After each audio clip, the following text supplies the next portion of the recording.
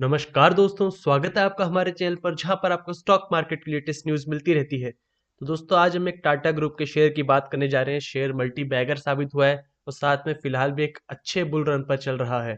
तो वहां पर कैसे फंडामेंटल्स है कंपनी क्या काम करती है और साथ में अब जब बाजार ऑल टाइम हाई पर चल रहा है तो वहां पर क्या करना चाहिए इन्वेस्टर्स को जो ऑलरेडी प्रॉफिट में है, इंपॉर्टेंट लेवल्स कौन से हैं। तो आप वीडियो को एंड तक जरूर देखिएगा ताकि आप कुछ मिस ना कर दे, क्योंकि कंपनी की स्ट्रेंथ्स होती हैं तो साथ में कुछ रिस्क भी होते हैं, तो सब डिस्कस करेंगे। तो वीडियो शुरू करने से पहले बोलना चाहूंगा जो लोग चैनल पर नए हो सब्सक्राइब कर लें ताकि आपको स्टॉक मार्केट की लेटेस्ट न्यूज एनालिसिस मिलता रहे। स्टॉक आप देख सकते हैं 1853 पर चल रहा है। यहाँ पर आप देखिए आज 15 रुपए की तेजी थी। और अगर आप 6 मंथ्स का डाटा देखेंगे, ईयर टू डेट का डाटा देखें अब तक, तो देख सकते हैं आप कोविड क्रैश से पहले 1100 के आसपास चलता रहा शेयर।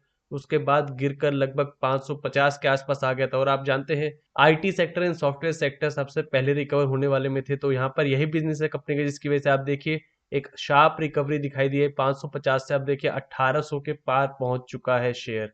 अगर हम 5 ईयर्स की बात करें तो देख सकते हैं आपकी कंपनी में फ्लक्चुएशन बनी रही, जहां पर 1100 से डाउन होकर कंपनी फिर से 500 तक आ गई थी जब आईटी सेक्टर में बड़ी बिकवाली आई थी। उसके बाद भटकर दोबारा 1500 हो गई थी और उसके बाद फिर डाउन ट्रेंड। तो फिलहाल एक नया हाई बनाया कंपनी ने। अगर आप मैक्सिमम टाइम फ्रेम देखें तो आप देखिए कि कंपनी ने एक नया हाई बना दिया है। और यहाँ पर चार्ट आप देखेंगे एक सिंपल अप ट्रेंड नहीं है, यहाँ पर फ्लक्चुएशन चलती रहती है कंपनी की परफॉर्मेंस और जो सेक्टर में करेक्शन है उसकी वजह से। पर फिर भी अगर आप ओवरऑल देखें तो मल्टी बैगर साबित हुआ है, जहाँ पर ऑल टाइम कंपनी का अगर हम रिटर्न देखें तो 5000% का रिटर्न बनाकर दिया है कंपनी ने। स्टॉक आप देख सकते हैं टाटा एलेक्सी लिमिटेड। तो टाटा ग्रुप का एक शानदार कंपनी है टाटा एलेक्सी। तो देखते हैं कंपनी के फंडामेंटल्स क्या है, कंपनी बिजनेस क्या करती है। तो कंपनी का main business software development and services में है, जहां पर आप देख सकते हैं 96.6% जो प्रोडक्ट्स हैं कंपनी के इसी सेक्टर से रिलेटेड हैं। तो लोकेशन वाइज आप ब्रेकअप देखें तो इंडिया में सिर्फ 12% बिजनेस है। यूएस एंड यूरोप में ज्यादा बिजनेस है कंपनी का, जहां पर 30% यूएस में है, 44% यूरोप में। तो आप देख सकते हैं कि जो बाहर के प्राइसेस होते हैं, बाहर की करेंसी होती है या साथ में बिजनेस होते हैं, उससे काफी असर पड़ता है इस शेयर पर।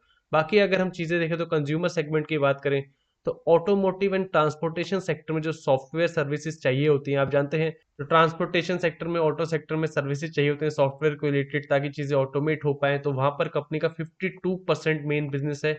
बाकी आप देखिए इंडस्ट्रियल डिजाइन में जो सॉफ्टवेयर चाहिए होता है वहाँ 10%, हेल्थ केयर सेक्टर में भी सॉफ्टवेयर की जरूरत रहती है वहाँ 6%, और मीडिया एंड कम्युनिकेशन दूसरा बड़ा सेगमेंट है जहां पर 28% कंपनी के कस्टमर सेगमेंट है। तो मेन आप देख सकते हैं ऑटोमोटिव यानी ट्रांसपोर्टेशन और media and communication main breakup है कंपनी के कस्टमर्स का। और अगर आप साइट की बात करें तो ऑन साइट 40% है कंपनी का बिजनेस एंड ऑफ शोर है 60%। तो देख सकते हैं आप लोकेशन वाइज भी काफी ज्यादा स्प्रेड अप है। एंड आप सेगमेंट देखें तो वहां पर अलग अलग सेगमेंट में प्रेजेंस है, यानी कई बार किसी सेगमेंट में अगर ज्यादा डिमांड हो गई तो वहां पर कंपनी का रेवेन्यू आराम से इंक्रीज हो सकता है। तो चलिए फंडामेंटल्स देखते हैं कंपनी के। तो मार्केट कैप 11,400 करोड़ से ऊपर चल रही है कंपनी की। बुक वैल्यू 182 है। ये बात ध्यान रखने लायक है, बुक वैल्यू से लगभग 10 गुना ऊपर चल रहा है स्टॉक। और उसका रीजन भी है, आगे हम देखेंगे। वहां पर आप देखिए ROCE 35%, यानी कंपनी कोई नया बिजनेस के लिए, नए आइडिया के लिए पैसा लगाती है तो आने वाले समय में कितना रिटर्न बनता है, 35% का रिटर्न। शानदार नंबर है। आपको अगर 10 से 15% या 20% भी दिखता है तो उसको भी बहुत अच्छा मान जाता है। यहाँ पे हमें आउटस्टैंडिंग नंबर दिखाई दे रहे हैं। और रिटर्न ऑन इक्विटी आप देखिए 25.6%, की हाल ही के कुछ सालों में अच्छे रिटर्न्स दे दिए हैं कंपनी ने। बाकी सॉफ्टवेयर कंपनी से कंपेयर किया जाए, देखिए टाटा एलेक्सी का पीई 37 चल रहा है। अब बाकी एम्फेसिस देख सकते हैं 23, Oracle 17, L technology 36।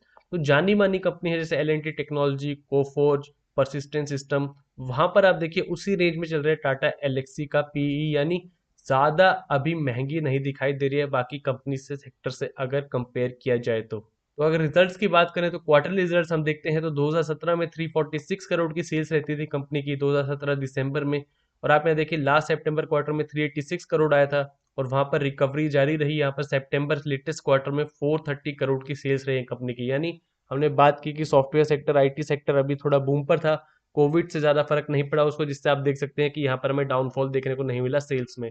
Operating profit की अगर बात की जाए तो 118 करोड़ ऑपरेटिंग प्रॉफिट आया कंपनी का। और लास्ट 3 साल में आप देख सकते हैं हाईएस्ट दिखाई दे रहा है। और यहाँ पर उसका रीजन हमें मेन दिखाई दे रहा है ऑपरेटिंग प्रॉफिट मार्जिन 27% की। यानी कंपनी की सेल्स होती है उसके बाद खर्चा हट जाता है ऑपरेटिंग प्रॉफिट कितना बचता है उनकी टोटल सेल्स का, तो 27% के आसपास दिखाई दे रहा है नंबर, जो पहले भी एक बार 27% 2017 में था, वहां से फ्लक्चुएट होकर 20% से भी नीचे चला गया था और फिलहाल दोबारा से रिकवरी दिखाई दी है। तो ये इंपॉर्टेंट बात है कि कंपनी का अगर सेल्स भी थोड़ी बढ़े लेकिन ऑपरेटिंग प्रॉफिट मार्जिन में अच्छा इंक्रीज हो, तो आप देख सकते हैं कि कंपनी का ऑपरेटिंग प्रॉफिट बढ़ सकता है। इंटरेस्ट की बात करें तो लगभग सिर्फ 1 करोड़ का इंटरेस्ट पे किया है लेटेस्ट क्वार्टर में, यानी एक तरीके से कंपनी के ऊपर कर्जा नहीं है। तो ये इंपॉर्टेंट बात हो जाती है, बैलेंस शीट को और स्ट्रॉन्ग बना देती है कंपनी की। लंबे समय की बात की जाए 2010 में 376 करोड़ की सेल्स रहती थी कंपनी की, 2015 तक 849 करोड़ हुई और फिलहाल मार्च 2020 में 1610 करोड़ की सेल्स। तो लगातार इंक्रीज हुई है कंपनी की सेल्स। प्रॉफिट आप देखेंगे वो भी वैसे 2010 में 67 करोड़, 2015 में 177 करोड़ एंड अब बढ़कर 351 करोड़ हो गए। तो लगभग 5 साल के अंदर कंपनी अपना ऑपरेटिंग प्रॉफिट डबल कर देती है। और मार्जिन की बात करें उन्होंने काफी इंपॉर्टेंट रोल निभाया है, जो लगभग 18% थे 2010 में, फिर घटकर 15% से भी नीचे आ गए, वहां से कंपनी ने मेंटेन किए अपने मार्जिन। इससे आप देख सकते हैं कि 22 और 24% लेटेस्ट नंबर्स हमें दिखाई दे रहे हैं। बैलेंस शीट देख लेते हैं कंपनी की, तो फिलहाल रिजर्व्स आप देखिए 1072 करोड़ के रिजर्व्स प्रेजेंट है कंपनी के पास। कंपनी के हाईएस्ट रिजर्व्स है अभी हम देखें, और लगातार इंक्रीज हो रहे हैं रिजर्व्स। और वहीं पर आप बोरोइंग्स देखें तो लगभग जीरो थी कंपनी की बोरोइंग्स काफी सालों से, और फिलहाल 54 करोड़ की है, जिससे आप देख सकते हैं जो हमने इंटरेस्ट देखा काफी कम इंटरेस्ट था, पर क्वार्टर सिर्फ 1 करोड़ था, जो आप देखिए कंपनी का ऑपरेटिंग प्रॉफिट के सामने काफी कम है। तो यानी कंपनी पर बोरोइंग्स है, पर वो मामूली बोरोइंग्स है जिसको कंपनी आराम से टैकल कर सकती है, और वहां पर रिजर्व्स लगातार इंक्रीज हो रहे हैं 1072 करोड़ के। तो बैलेंस शीट काफी स्ट्रांग दिखाई दे रही है यहाँ पर हमें कंपनी की, जिसकी वजह से आप देख सकते हैं कंपनी ने अच्छे रिटर्न्स भी बनाकर दिए हैं। शेयर होल्डिंग पैटर्न की बात की जाए, प्रमोटर्स के पास 44.53% की हिस्सेदारी है। वहां पर आप देखेंगे टाटा सन्स के पास मैक्सिमम 42.22% है, टाटा इन्वेस्टमेंट कॉर्पोरेशन के पास 2.30%। एफ की बात करें तो एफ ने लेटेस्ट क्वार्टर में हिस्सेदारी बढ़ाई है 11.75% एंड हाईएस्ट हमें दिखाई दे रही है अगर आप पिछले 3 साल में देखें। और डी की आप बात करें तो 4.62%, जहां पर 7% से घटाकर एक समय उन्होंने 2.5% तक कर दी थी। एक साल के अंदर दोबारा इंटरेस्ट जगह है डीआईएस में, तो 2.5% से बढ़कर 4.62% दोबारा हिस्सेदारी कर दी है। तो देख सकते हैं बैलेंस शीट में हमें काफी पॉजिटिव बातें देखने को मिली, और यहाँ पर स्टॉक प्राइस में भी बड़ा इजाफा हुआ है। लास्ट टाइम हमने बात की थी इस शेयर की, तभी लगभग 1400 के आसपास चलता था, और वहां पर अभी ऑलरेडी अच्छे रिटर्न्स बनाकर दे चुका है। तो देखते हैं हम चार्ट पर हमें क्या संकेत दिखाई दे रहे हैं। तो देखिए वीकली चार्ट है कंपनी का, यानी पर कैंडल हमें एक वीक का डाटा दिखा रही है, एंड आप यहाँ से साफ देख सकते हैं कि एक तरीके की ट्रेंड लाइन प्रेजेंट थी ऊपर। जब हमने लास्ट टाइम बात की थी, हमने बात किया था कि ये ट्रेंड लाइन अगर बुल रन आया तो यहाँ पर एक तरीके का कंपनी को रेजिस्टेंस मिल सकता है, और वो 1700 के आसपास के लेवल था। वहां पर रेजिस्टेंस लिया कंपनी ने, डाउनफॉल आया और दोबारा 1450 के आसपास के लेवल से बाइंग आई है, जो कंपनी का प्रीवियस हाई था। देख सकते हैं आप यहाँ पर एक प्रीवियस हाई था 1450 1470 के आसपास, यहीं तक फॉल हुई कंपनी, और उसके बाद एक नई तरीके की बाइंग शुरू हुई है अगर आप वीकली चार्ट की बात करें। और पिछले 2 हफ्ते में ही काफी ज्यादा रिटर्न्स देके दे दिए कंपनी ने। तो यहाँ पर अगर बात करें, अगर मार्केट बुल रन में रहा, कि पहली बात है देखने की मार्केट क्या करता है, कि यहाँ पर 14,000 के आसपास पहुंच चुका है निफ्टी। तो अगर मार्केट में बुल रन जारी रहा तो आप एक तरीके ट्रेलिंग स्टॉप लॉस लगा सकते हैं, जहां पर आप प्रीवियस डे की जो कैंडल है, अभी हम डेली चार्ट देखेंगे, उसके नीचे क्लोज करता है तो आप बेच कर निकल सकते हैं। कि टारगेट अगर बुल रन जारी रहा कम से कम 2 से 3 हफ्ते मार्केट में, तो स्टॉक 2000 तक की प्राइस को छूकर आ सकता है। लेकिन वहां पर मैं आपको वापस याद दिलाना चाहूंगा कि आपको स्टॉप लॉस लगाकर रखना है, क्योंकि कंपनी ऑल टाइम हाई पर चल रही है। पहला तरीका हो सकता है आप वीकली कैंडल के बॉटम को एक तरीके का स्टॉप लॉस बना ले, यानी कंपनी अभी 1855 पे चल रही है और फिलहाल की वीक का बॉटम है 1770 के आसपास। तो अगर आप पहले से शेयर में है 1400 के आसपास से, तो वहां पर आप एक तरीके का स्टॉप लॉस लगा सकते हैं, जहां पर नेक्स्ट वीक भी अगर ऊपर की तरफ चलता है तो आप फिर अपना स्टॉप लॉस ऊपर की तरफ शिफ्ट कर सकते हैं। चलिए डेली चार्ट में देखते हैं हमें क्या संकेत दिखाई दे रहे हैं। डेली चार्ट में आप देख सकते हैं फिलहाल एक तरीके का नया ब्रेकआउट आया है लगभग 1711 के आसपास के लेवल से। तो जो सपोर्ट, इंपॉर्टेंट सपोर्ट की अगर हम बात करें, जो मजबूत सपोर्ट है वो होगा लगभग 1720 के आसपास। जहां तक अगर फॉल करती है कंपनी, अगले वाले जो बियर मार्केट आता है अगर डाउन की तरफ जाता है थोड़े दिन, तो यहाँ पर अगर आपको मिलता है तो आप थोड़ा नीचे स्टॉप लॉस लगाकर बाई कर सकते हैं दोबारा शेयर को, जहां पर नया हाई बनाते हुए दिख सकती है कंपनी। लेकिन वहां पर कुछ समय लग सकता है, ऐसा नहीं कि 1 या 2 दिन में टारगेट आ जाएंगे। देख सकते हैं आप कंपनी 2 से 3 हफ्ते का अच्छा खासा कंसोलिडेशन लेती है, यहाँ पर हमें देखने को मिल रहा था। उसके बाद फिलहाल भी एक तरह के कंसोलिडेशन रेंज में चल रहा था, जहां से नया फ्रेश ब्रेकआउट दिया है। आप अगर ये ब्लू लाइन देख रहे होंगे तो है 20 day exponential moving average, 20 day EMA. तो जब भी स्टॉक प्राइस 20 डे ईएमए के आसपास आता है, उससे थोड़ा बहुत डेविएशन आप लगा सकते हैं 20-30 पॉइंट का।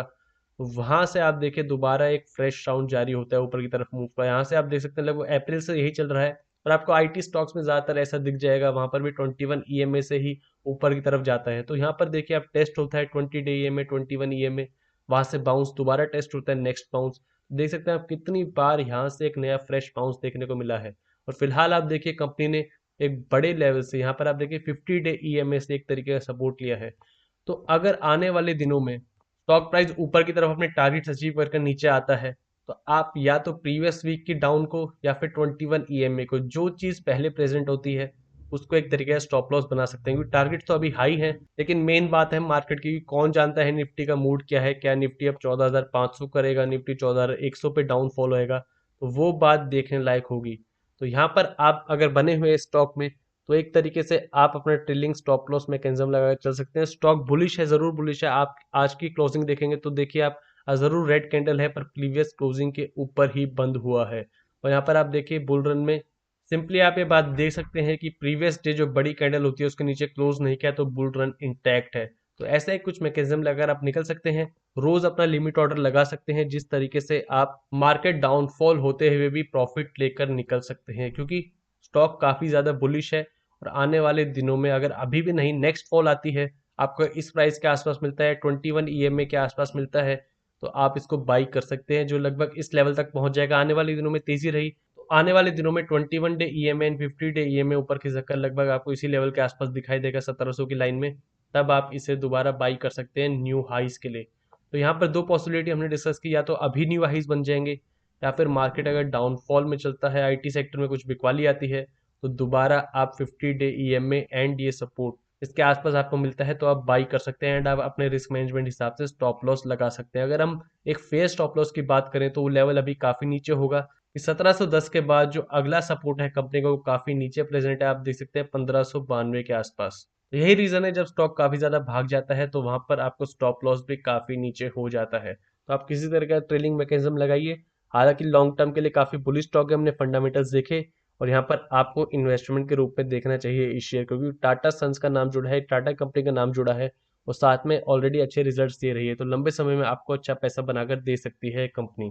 तो ये थी दोस्तों टाटा एलेक्सी से related latest news analysis. Video पसंद आए तो लाइक कीजिए और ऐसी और वीडियोस के लिए हमारे चैनल को सब्सक्राइब कीजिए।